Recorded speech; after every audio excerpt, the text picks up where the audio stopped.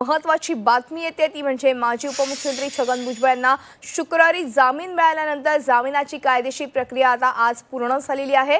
छगन भुजबळ आता अधिकृतरित्या मुक्त झालेत। मात्र सुटकेची सर्व प्रक्रिया पार पडल्यानंतर भुजबळ आणि आणखी 4 ते 5 दिवस केईएम रुग्णालयातच थांबून उपचार घेणार आहेत। एक महत्वाची बातमी छगन भुजबळांसंदर्भात येते।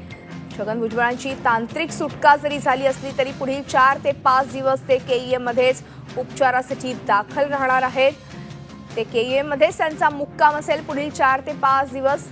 आणि एकूणच आपण ह्याच संदर्भात अधिक माहिती जाणून घेणार आहोत आमचे प्रतिनिधी दीपक भातुसे यांच्याकडून। दीपक, आपण बघतोय की तांत्रिक दृष्ट्या जरी आता छगन भुजबळांची सुटका झाली असली तरी पुढील 4 ते 5 दिवस त्यांचा मुक्काम हा केईएम मध्येच असणार आहे। मधुरा, भुजबळांवरती सध्या केईएम रुग्णालयामध्ये उपचार सुरू आहेत आणि शुक्रवारी त्यांचा जामीन झाल्यानंतर सोमवारपर्यंत सगळी कायदेशीर प्रक्रिया पूर्ण होऊन भुजबळांची तांत्रिक सुटका होण्याची शक्यता होती। परंतु पोलिसांनी आजच सर्व कायदेशीर प्रक्रिया जी आहे जामिनाची ती पूर्ण पार पाडली आणि आजच भुजबळांची तांत्रिकदृष्ट्या सुटका झालेली आहे। परंतु भुजबळांची सुटका झाली असली तरी ते आता घरी जाणार नाहीयेत। अजून काही दिवस ते केईएम रुग्णालयामध्ये उपचार घेणार आहेत। सूत्रांकडून जी माहिती मिळते त्यानुसार पुढील 4 ते 5 दिवस भुजबळ केईएम मध्येच असणार आहेत। केईएम मध्येच त्यांचा मुक्काम असणार आहे आणि डॉक्टरांची जी चर्चा झाली, डॉक्टरांनी जो सल्ला दिलाय त्यानुसार पुढचे 4 ते 5 दिवस भुजबळ हे केईएम मध्ये उपचार घेणार आहेत आणि त्याच्यानंतर डॉक्टरांशी चर्चा करून पुढील निर्णय होईल। कदाचित 4 ते 5 दिवस केईएम मध्ये मुक्काम झाल्यानंतर भुजबळ पुढील उपचारांसाठी खासगी रुग्णालयात, कदाचित लीलावती रुग्णालयात दाखल होण्याची शक्यता आहे। परंतु ही सगळी जी प्रक्रिया आहे ती डॉक्टरांशी चर्चा केल्यानंतरच पूर्ण केली जाणार आहे।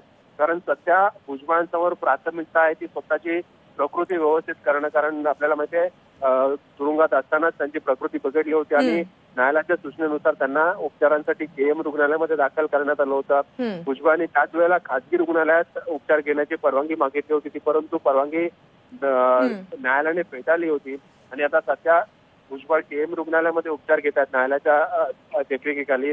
परंतु आता जामीन झाल्यामुळे भुजबळांसमोर अनेक पर्याय असतील, खासगी रुग्णालयात सुद्धा जाण्याचा पर्याय असेल।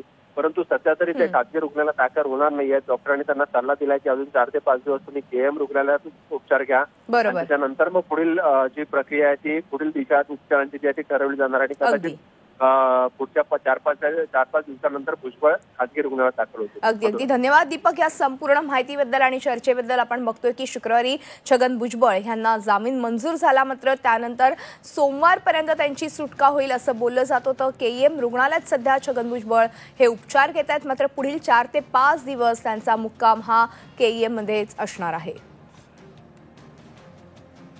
झी 24 तास रहा एक पाऊल पुढे।